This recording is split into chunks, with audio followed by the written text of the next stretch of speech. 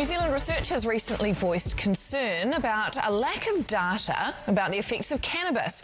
With the referendum later on this year, it's important that you as voters can make an informed choice. So, what exactly do we know about the effects of marijuana on its users? Eric Messamore is a psychiatrist at Northeast Ohio Medical University, and he says the risk of harm is real. He joins us now to explain. Eric, thank you for coming on the show this morning. The first question I have is actually a slightly curly one, I guess, because you're in favour of the legalisation, as I understand it, of cannabis products, but yet here you are to tell us about the risks of it. How does that balance each other out? Well, thank you for inviting me. And yes, I am in favor of legalization, and I'm also in favor that people know the risks. To me, banning cannabis makes no more sense than banning cigarettes or banning alcohol. In the United States, we tried to ban alcohol. That was a short-lived experiment. We found that we couldn't do it. It created a forbidden fruit and organized crime, and it just doesn't work. Telling people no is not effective. And in fact, you could say that because of prohibition, cannabis has become more popular in the world than ever before. So I think we should have it available, but people should know about its risks just as well as they know about the risks of cigarettes. And when we talk about those risks, what sort of risks specifically are you talking about when it comes to the harm from smoking cannabis or using cannabis? Well, yes, when it comes to risks, people should get their risk information from independent scientific organizations and not from the people who are going to profit from legalization. An organization called the National Academies of Sciences, Engineering, and Medicine is an independent scientific organization, and they identified actually 14 scientifically credible risks.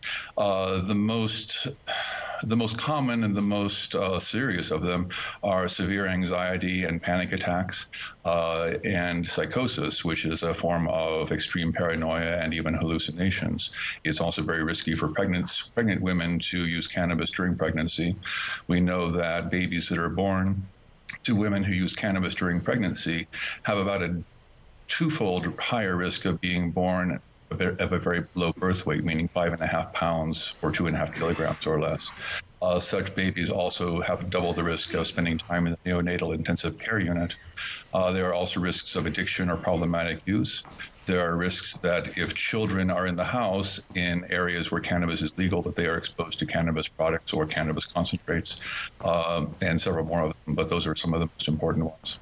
There's a whole range of risks you just talked about then, and I know from the notes that we have, there's also some really staggering figures around cannabis use and its association with developing symptoms that mimic or appear to be related to schizophrenia. What was it? If you have one copy of this gene that relates to developing this, a 250% higher risk of developing schizophrenia or something that mimics schizophrenia by the age of 26. I mean, 250%?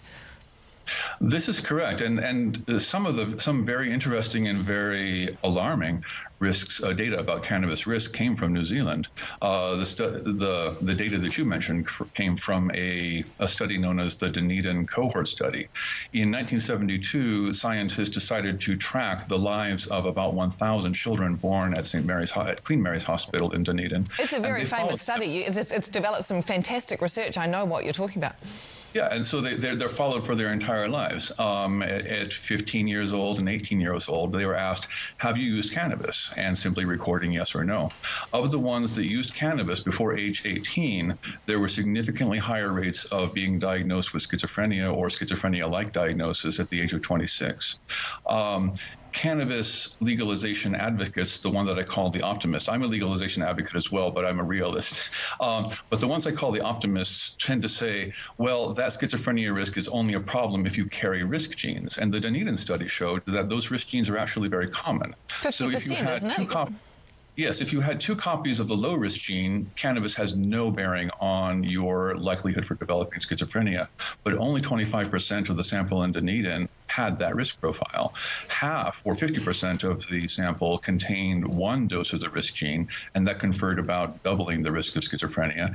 And those 25% of the sample that had 2 copies of the risk gene had 1,000% higher risk of schizophrenia diagnosis by age 26. That's a really extreme number that we're talking about, and I know that we're talking about 50% of the population of that study that did have one copy of that gene. When you look at the range of risks associated that you've talked to us about, everything from, I know that there's a higher incidence rate of being involved in a car crash, right through to schizophrenia. Sorry, Jenny May, working there. What do you make then, knowing what you know? Why would you support legalisation? I know you say people should know about it, but why should we have access to a cannabis product legally? Because at least in my experience, people who want to use cannabis will acquire cannabis regardless. So you create a black market and you create legends around cannabis. So if cannabis is secret and forbidden and in the shadows, then people who love it will tell everybody about how much they love it, and that's all you hear. If it's out in the open, we can know about its risks. But schizophrenia is really no more serious than cancer, and we tolerate cigarettes with knowledge. Just one more question, Eric, just quickly, because our bill, and I know you know a little bit about the legislation that's being proposed with the referendum here, there is some concern from you, I understand, about the way that it is defined as a cannabis product, and we need to be aware it's not just a plant product necessarily, that we could see higher concentration products like THC, vaping pens and the like, and that might have an impact on the range of side effects or the range of risk factors associated with it? Yes, the devil is always in the details, and your bill in New Zealand is similar to laws or bills in the United States. Cannabis is defined very broadly, not just as a plant, but as essentially any THC product, any derivative in any form and any concentration. It's kind of like legalizing beer, but then finding out that alcohol or even pure or vodka are also called beer. So the risks go up as concentrations go up, and so it's wise to pay attention to that detail. Eric Messmore, thank you very much for your insight there. Psychiatrist at North East Ohio Medical University. What a fascinating interview. Yeah. Absolutely fascinating. And that drugs don't know that they're good or bad. They're not out to get you. It's just your decision when you take them, or if you're going to take them, what are the side effects that you could be subjected to. I can't believe that risk factor for schizophrenia. 50% of us will carry one copy of that gene, and that's a 250% increase in the risk. A big decision for people to make. Yeah, it is. With referendum coming up. So we will look at this throughout the year, but that was a really fascinating interview. Thanks, Anna Burns.